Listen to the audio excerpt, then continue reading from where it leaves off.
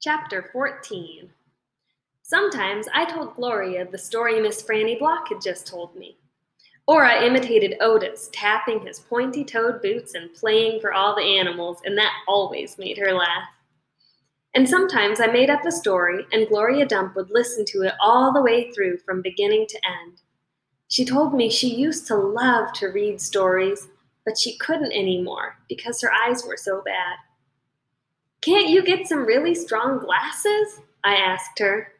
"Child," she said, "they don't make glasses strong enough for these eyes." One day when the storytelling was done, I decided to tell Gloria that Otis was a criminal. I thought maybe I should tell an adult about it, and Gloria was the best adult I knew. "Gloria?" I said.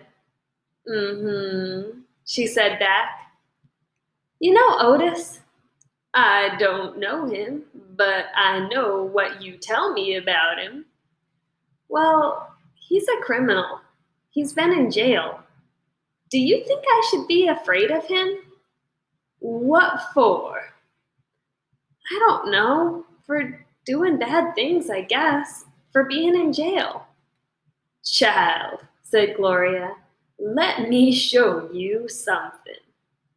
She got up out of her chair real slow and took hold of my arm. "Let's the two of us walk all the way to the back of this yard." "Okay," I said. We walked, and Winn Dixie followed right behind us. It was a huge yard, and I had never been all the way back in it. When we got to a big old tree, we stopped.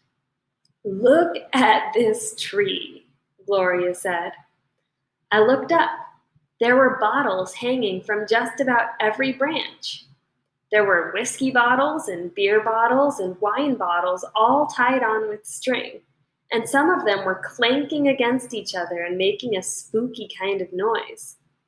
Me and Winn-Dixie stood and stared up at the tree, and the hair on the top of his head rose up a little bit, and he growled deep in his throat. Gloria Dump pointed her cane at the tree. "What do you think about this tree?" I said, I don't know. Why are all those bottles on it?" "To keep the ghosts away," Gloria said. "What ghosts?" "The ghosts of all the things I done wrong." I looked at all the bottles on the tree. "You did that many things wrong?" I asked her. "Mm-hmm," said Gloria. "More than that." "But you're the nicest person I know," I told her. "Don't mean I haven't done bad things," she said. "There's whiskey bottles on there," I told her. "And beer bottles." "Child," said Gloria Dump, "I know that. I'm the one who put 'em there. I'm the one who drank what was in 'em." "My mama drank," I whispered. "I know it," Gloria Dump said. "The preacher says that sometimes she couldn't stop drinking." "Mm-hmm," said Gloria again. "That's the way it is for some folks. We get started and we can't get stopped." "Are you one of those people?" "Yes, ma'am, I am. But these days I don't drink nothing stronger than coffee." "Did the whiskey and beer and wine, did they make you do the bad things that are ghosts now?" "Some of 'em," said Gloria Dump. "Some of them I would have done anyway, with alcohol or without it, before I learned." "Learned what?" "Learned what is the most important thing." "What's that?" I asked her. "It's different for everyone," she said. "You find out on your own.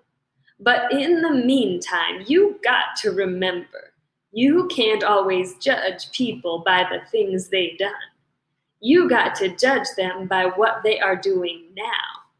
You judge Otis by the pretty music he plays and how kind he is to them animals, because that's all you know about him right now. All right?" Yes, ma'am, I said. And them Dewberry boys. You try not to judge them too harsh either, all right? All right, I said. All right then, said Gloria Dump, and she turned and started walking away. When Dixie nudged me with his wet nose and wagged his tail. When he saw I wasn't going, he trotted after Gloria. I stayed where I was and studied the tree. I wondered if my mama, wherever she was, had a tree full of bottles. And I wondered if I was a ghost to her, the same way she sometimes seemed like a ghost to me. So Gloria Dump gives some really valuable advice in this chapter.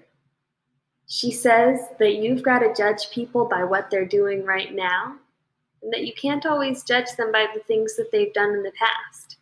Wonder if you can connect that to your own life.